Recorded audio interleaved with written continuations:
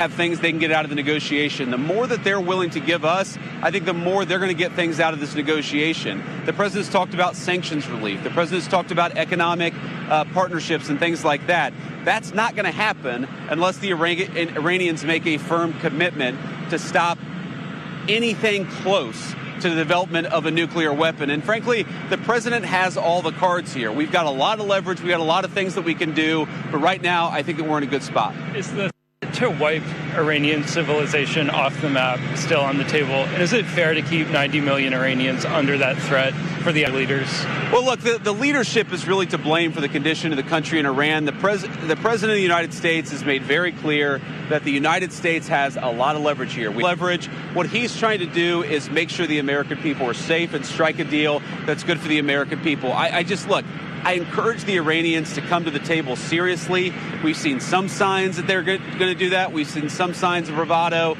Fundamentally, we're in a good spot. They're reopening the straits. We have a ceasefire. And frankly, if they break their end of the bargain, then they're going to see some serious consequences. But wiping them off the map is different than an economic leverage or military leverage. Why is that kind of language useful in this kind of scenario? Well, again, the president of the United States is saying that unless the Iranians do the right thing, he is going to have some serious consequences for the regime. We obviously don't want the people of Iran to suffer, but we have a lot of leverage that the president of the United States could use, and it's why I think it's so important for the Iranians to be negotiators in good faith. Okay, buzz the last couple of days with the Free Press story saying that senior Pentagon officials in January, including Rich Colby, brought Cardinal Pierre into the Pentagon. Brought who? Cardinal Christophe Pierre into the Pentagon. I haven't seen this story, unfortunately. And essentially the reporting by the Free Press is that they told him that the American military has a lot of might and they can do whatever they want, and the church should get on its side.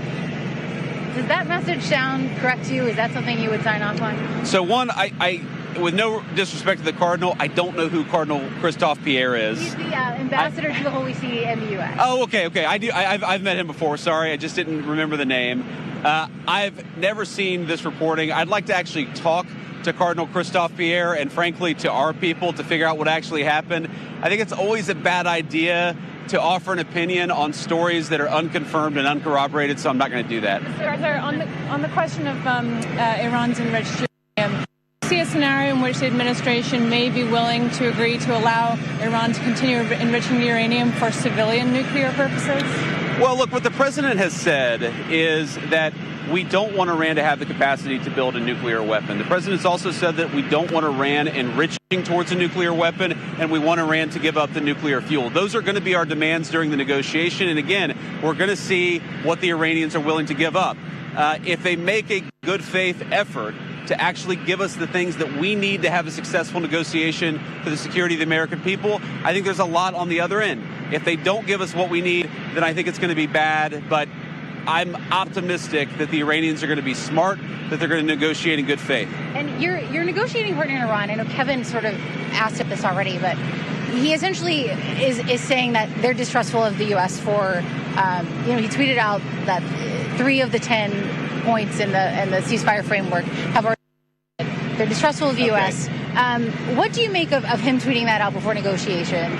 So I thought it was interesting, actually, because I did see that tweet from Ghalibaf actually just a couple of minutes ago. And let me say a few things. First of all, he said that there are a few points of disagreement before the negotiation. Well, that must mean that there's a lot of points of agreement because there's a 15-point plan floating around. There's a 10-point plan floating around. If he's frustrated about 3 issues, that actually means that there's a lot of agreement. That's point number 1.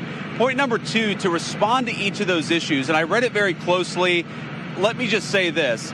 I actually wonder how good he is at understanding English, because there are things that he said that frankly didn't make sense in the context of the negotiations that we've had.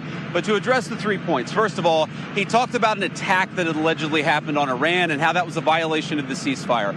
Ceasefires are always messy. An hour after the president announced the ceasefire, the Iranians launched a bunch of missiles. Then the Israelis responded. Then some of the Gulf Arab states responded. This is the nature of a ceasefire. No ceasefire ever goes without a little bit of choppiness. What we have been very clear about is that we want to stop the bombing. We want our allies to stop the bombing, and we want the Iranians to do the same thing. We're seeing evidence that things are going in the right direction, but it's going to take a little time. The second thing Ghalibaf said, which again I found fascinating, is he said, we refuse to give up the right to enrichment. And I thought to myself, you know what? My wife has the right to skydive. But she doesn't jump out of an airplane because she and I have an agreement that she's not going to do that because I don't want my wife jumping out of an airplane. We don't really concern ourselves with what they claim they have the right to do. We concern ourselves with what they actually do. And I think the president's been very clear on the enrichment question.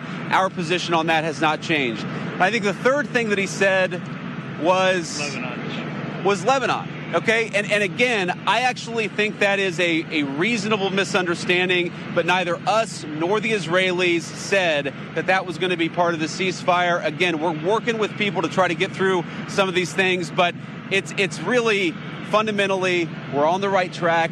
We got a lot more to do. We got a lot more that the Iranians are going to have to accept as part of this negotiation, but I think we've got a strong hand and we're going to play it well. Thank you all. Have a safe trip back. The talks won't happen.